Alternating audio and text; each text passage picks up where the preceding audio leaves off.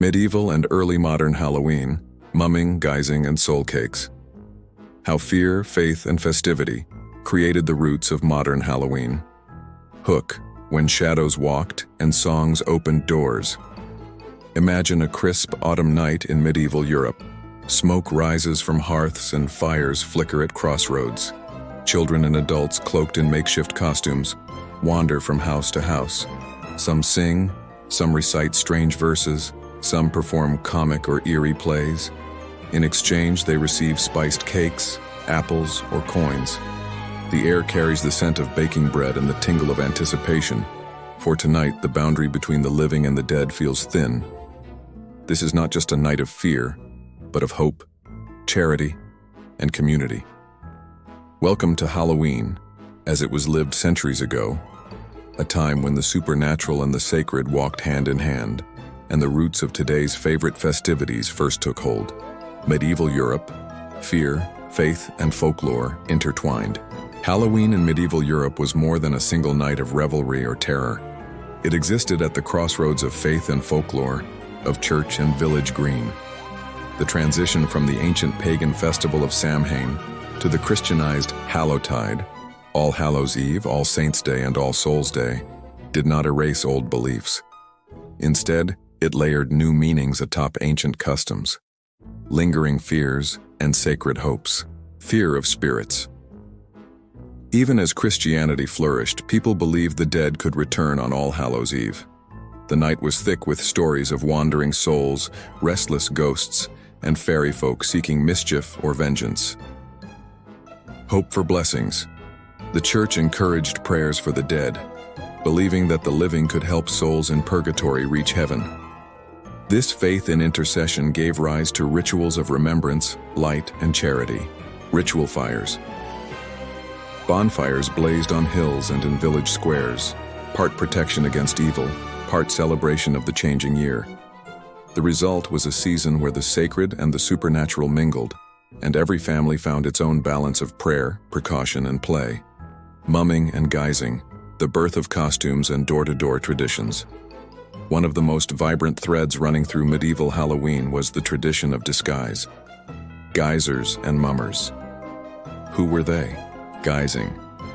From the word guise, meaning disguise, this practice involved donning masks or costumes, often old clothes, animal skins, or faces blackened with soot. Guisers paraded through the streets, their identities hidden, their intentions mysterious. Mumming. Mummers were groups who performed short, often humorous or moralistic plays in public squares or doorways. These performances might feature knights, dragons, saints, or even death himself. The plays were interactive, filled with song, jest, and plenty of improvisation. Why disguise? Protection from spirits. Disguises were thought to confuse or ward off wandering ghosts, fairies, and demons who might otherwise recognize and trouble the living on this liminal night. License for mischief. Hidden behind masks, participants felt free to break the usual rules of social order, teasing neighbors or demanding treats without fear of reprisal. Blurring boundaries. Costumes symbolized the blurring of worlds, living and dead, rich and poor, sacred and profane. Songs, verses, and performances. Guisers and mummers rarely came empty-handed. They brought entertainment, jokes, or blessings. In return, householders gave gifts: apples, nuts, cakes, ale, or sometimes small coins.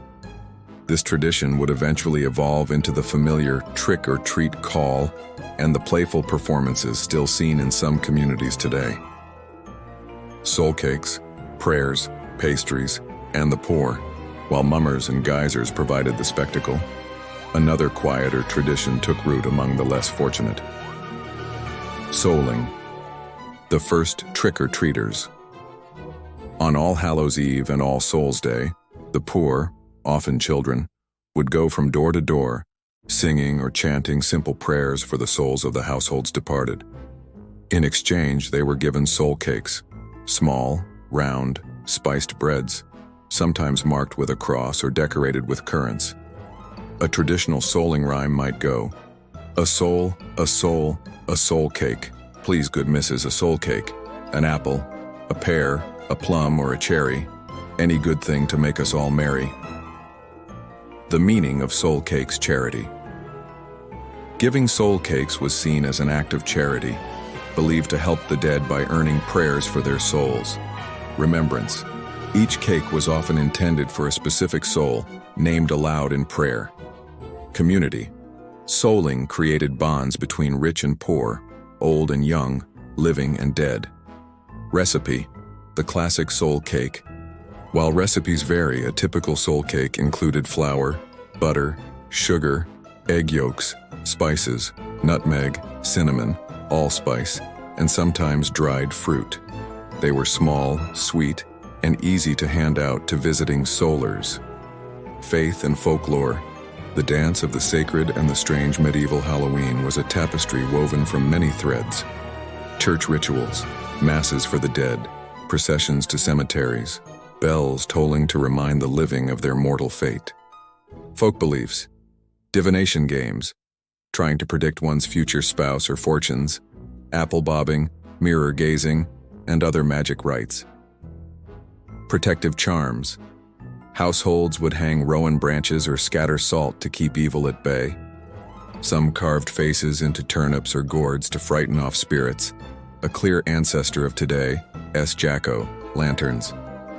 This was a time to laugh at death, honor the ancestors, and enjoy the abundance of the harvest all at once. Early modern changes, from sacred season to secular fun.